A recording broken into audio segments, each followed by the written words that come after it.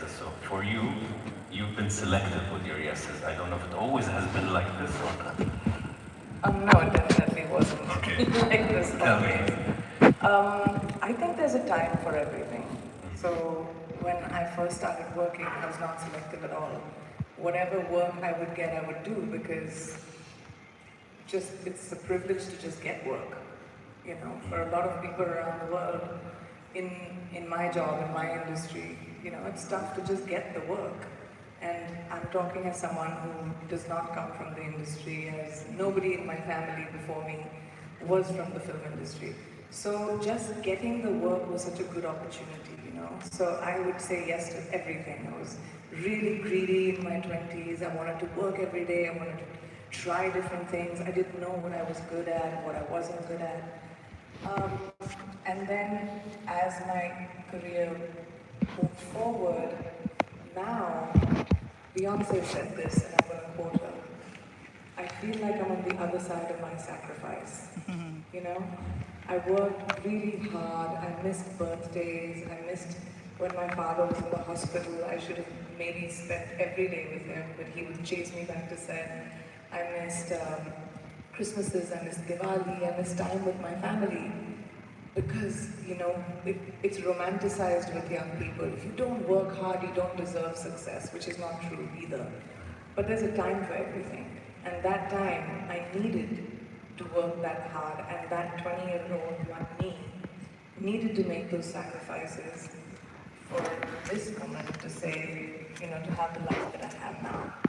And if I hadn't done that then, I wouldn't be at a place where I have the privilege to be selective. Now I can choose when I want to say yes, but I couldn't have done that if she hadn't worked so hard. So I thank her a lot sometimes, you know. Thank you, younger self.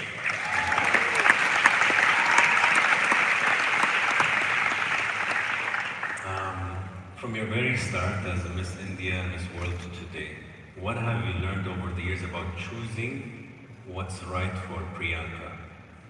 It's a tricky one. Like, it's a tricky one to know what's actually right, because sometimes what we think is right turns out not to be, and vice versa. Nobody knows what's right. You don't. You can't possibly expect to. No human being on this earth can be 100% right all the time. So first, take that pressure off. The second thing I think is you have to do the best you can in the current situation and the circumstances you have. So how I like to operate when I have to take major decisions is I weigh out pros and cons. It's the practical side of me. I'm pragmatic. I decide, all right, if I do this, what am I willing to suffer through? You know, and or how much am I willing to take, or how much am I willing to give? So I kind of try to understand that in my current situation, you know, I might be traveling, say coming for this event for that matter. So I came in, I landed from Los Angeles last night, and I'm leaving back to New York tomorrow. So I'm here just for one day. So I had to think about it. I was like, I want to come here and have this conversation with you amazing people I love coming to Abu Dhabi every time. That was another big incentive. But I had to think about the jet lag. My daughter's traveling from LA to New York. Who's going to travel with her? You know, how it's... But so when I weighed out all my pros and cons, I just was really happy to be making this trip, meeting the people that I will meet, having a conversation with you, who I'm a big fan of. And, you know, it was worth the trip. So this is a small way of saying just, if you talk to yourself, you do the best for you in that moment. And if, you know, it doesn't work out, it was God's plan. I really believe if you want to make God laugh, tell them your plans. So, you know, I don't think we are so much in control of our lives. I feel like you can just do the best that you can today, and that's good enough.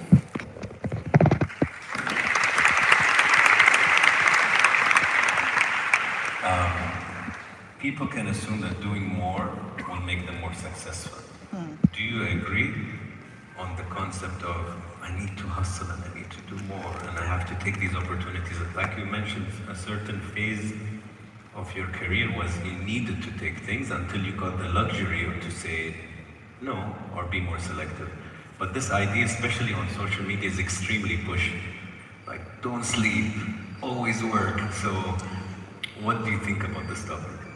I mean, like I said, that there's a time and place for everything. If today I decided to, pivot and start a completely new career, I'm sure I might have to spend a couple of years, working really hard to make sure I establish myself or I create a foundation where the rest of my enterprise can stand well.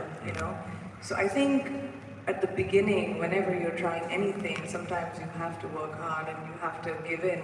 I also feel like, you can strike a balance once you have attained that position. And it's controversial because, it was romanticized to me as well. That burn the candle on both ends, only then do you deserve the success Yes, you you have. can. And I did Welcome. do that. So it's really hard for me now course to you be can in the sit position down. I'm in and say, if I would have worked less, or if I would have not taken on as many films, would that have been a better decision? I don't know. I can't promote that. I think you have to make sure that you work as hard as your well-being and your sanity allows you. Don't do it at the expense of you. That's the one difference I would make.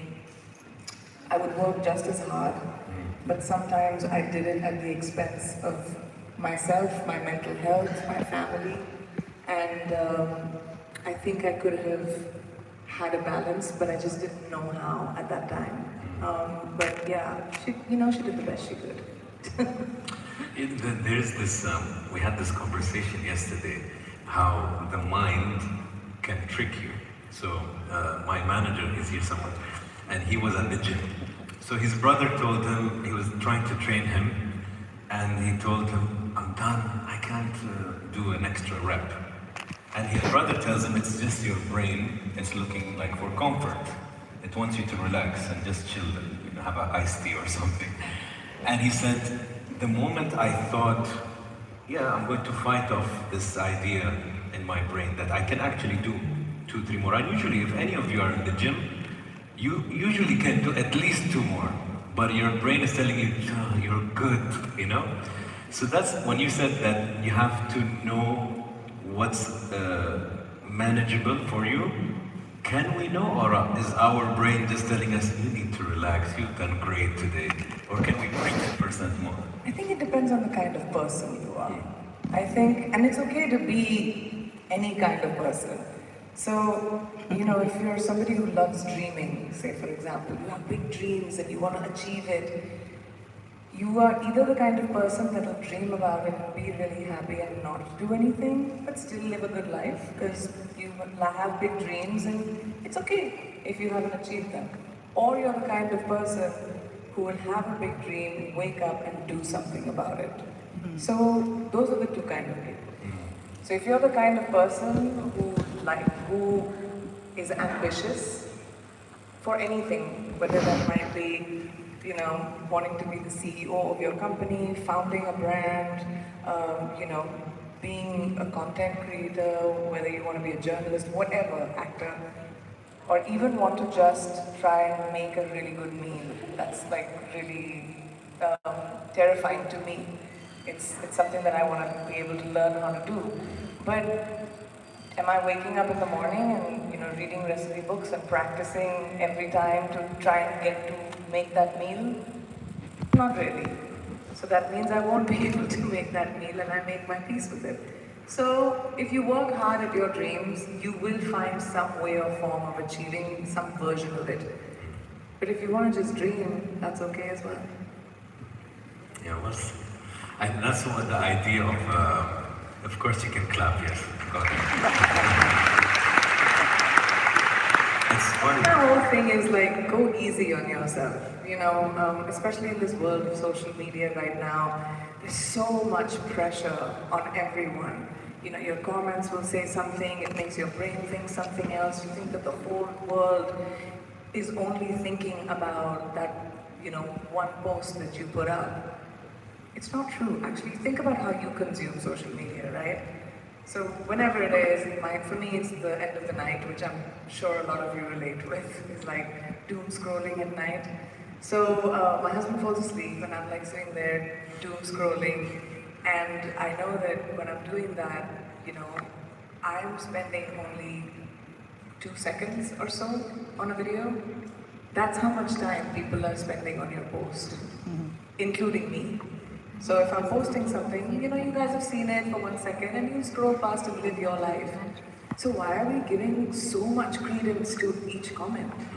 Nobody's spending that much time talking about it. Yeah, it goes viral for a day. It'll be fine, the next day it'll be somebody else's news. So we have to, like, I see so many young people really buckle under the pressure of social media, and I'm not saying that it's not easy to do that. It's hard. Even for me, like I read so much stuff, and I think you have to keep yourself in checks and balances. You have to find, again, I'll come back to it, what's best for your sanity and for your mental health, whatever version that might be, whether that's not accessing it, whether that's being able to understand, you know, take it with a pinch of salt, whatever that version of it is. Choose the healthy side of socials. Use it for the fun of it. It is so much fun to interact with so many people. I meet people all the time. I discover the most talented, incredible people on my algorithms and my social media, and I really enjoy it for the fun. But when it annoys me, I put it away. You know, don't let it have that power over you. Just go easy on yourselves. It's funny because when you think of it, when the human brain compares by default. Before social media, we would compare maximum maybe somebody in your classroom who maybe have a better car or they went on vacation to London and like, I would love to do that. It's just a very basic comparison. And it's maybe once a day or twice a day because in school, before social media, which probably half of you can't relate, you compare to people who are plus minus similar, and maybe there's that one very rich child in school that you're like, thank you for joining and signing off but from today the our Bridge kids Summit. are See on you a again. phone automatically comparing all the time.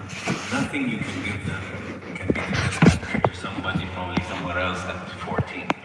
And if